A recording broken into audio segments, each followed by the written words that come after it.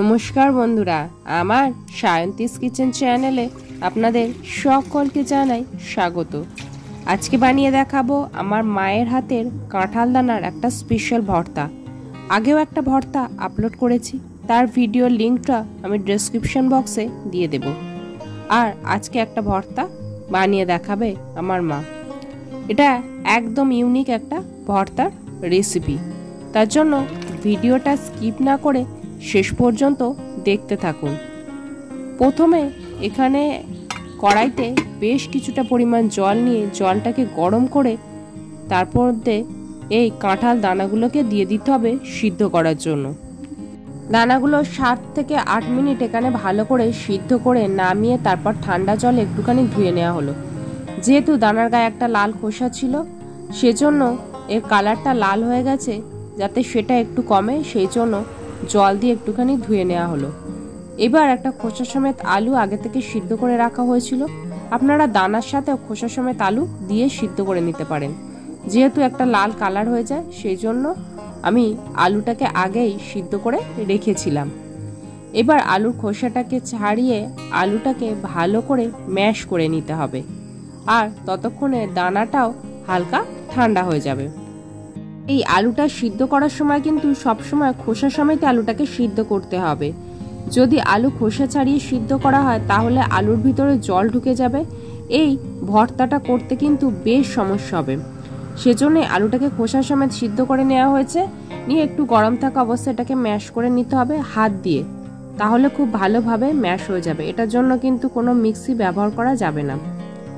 এইবারে যে কাঁঠাল দানাগুলো ছিল সেগুলোকেও হাত দিয়ে একইভাবে এগুলোকে মেখে নিতে হবে। এগুলোকে যদি শিলে বাটা হয় বা মিক্সিতে দেওয়া হয় তাহলে কিন্তু এর টেস্টটা ভালো আসবে না। হাত দিয়ে পেস্ট করে কাঁঠাল দানার ভর্তা বানালে তার টেস্টটা ভালো হয়। তবে যদি বেশি সমস্যা হয় সেক্ষেত্রে শিলে অল্প করে পেস্ট করবেন, একদম মিহি করে পেস্ট করা যাবে না। আর মিক্সিতে দিলে কিন্তু এর টেস্টটা খুবই খারাপ হবে, সেজন্য মিক্সিতে না দেওয়াই ভালো। তারপর কাঁঠাল দানাগুলো পেস্ট করে নেওয়া হয়েছে। এবার কড়াইতে দিয়ে দেওয়া হলো অল্প একটু সরিষার তেল, আর তার সাথে দিয়ে দেওয়া হলো বেশ কয়েকটা কারি পাতা। কারি পাতা দিয়ে কিন্তু সাধারণত কাঁঠাল দানার ভর্তা আগে কোনো দিন বানানো হয়নি। এইবার এর ভিতরে দিয়ে দেওয়া হলো কুচি করে রাখা পেঁয়াজ। তেলের মধ্যে প্রথম যে মশলাটাকে ফোড়ন দেওয়া হয় তার গন্ধটাই কিন্তু সবচেয়ে বেশি আসে। যেহেতু কারি পাতার ফ্লেভারটা আসার জন্য তেলের ভিতরে কারি পাতাটাই আগে দেওয়া হয়েছে। শুকনো লঙ্কাটা কারি পাতার পরেই দেওয়া উচিত ছিল, কিন্তু ভুলবশত সেটা পেঁয়াজের পরে দেওয়া হয়ে গেছে। তারপরেই পেঁয়াজগুলোকে দিয়ে এর সাথে ভেজে নিতে হবে। এবার পেঁয়াজ, কারি পাতা, শুকনো লঙ্কা সবটাই ভাজতে হবে। একদম অল্প আঁচে কিন্তু এটাকে ভাজতে হবে, যাতে এটা খুব তাড়াতাড়ি লাল না হয়ে যায়, কারণ কারি পাতার সবুজ কালারের জন্য এটা ভালো লাগবে এবং খুব সুন্দর একটা ফ্লেভার আসবে। তারপরে এই মশলাগুলোকে হালকা করে একটু ভেজে নিতে হবে যতক্ষণ না পর্যন্ত এটা হালকা লালচে কালার হয়ে আসে। এবারে দেখুন এগুলো বেশ হালকা লালচে রং ধরে গেছে। এইবার এর ভিতরে দিয়ে দিতে হবে সামান্য পরিমাণে একটু হলুদের গুঁড়ো, দিয়ে ভালো করে মিশিয়ে নিতে হবে। এতে একটা সুন্দর কালার আসলে ভর্তায় ভালো লাগবে সেজন্য। কাঁঠাল দানাগুলো কিন্তু একদম মিহি পেস্ট হয়নি, যার জন্য এরকম ঝুড়ো ঝুড়ো হয়েছে।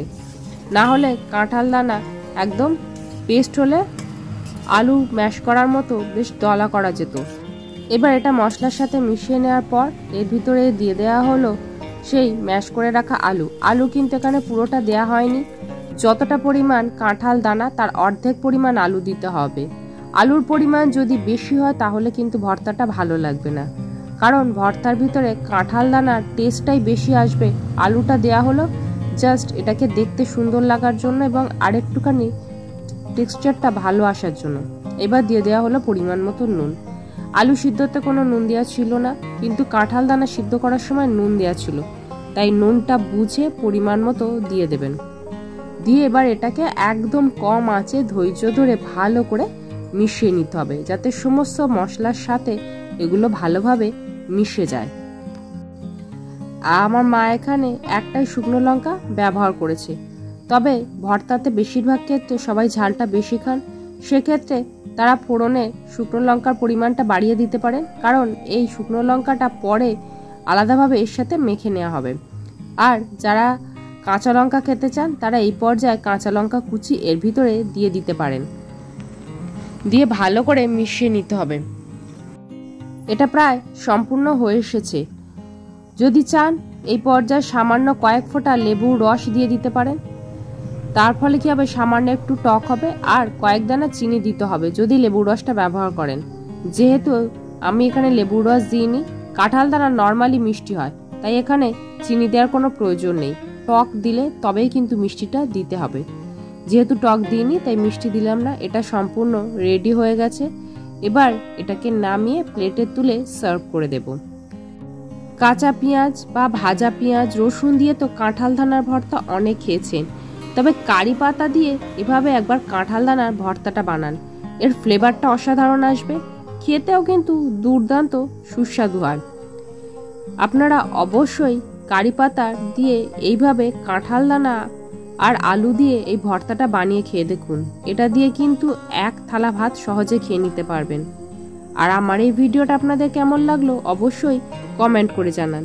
ভিডিওটা ভালো লাগলে একটা লাইক করুন, পরিবার, বন্ধুবান্ধব, আত্মীয় স্বজনের সাথে এটি শেয়ার করুন। আমার এই ছোট্ট পরিবারের সদস্য হতে চ্যানেলটি সাবস্ক্রাইব করে পাশে থাকুন। ভিডিওটি শেষ পর্যন্ত দেখার জন্য সকলকে অসংখ্য ধন্যবাদ।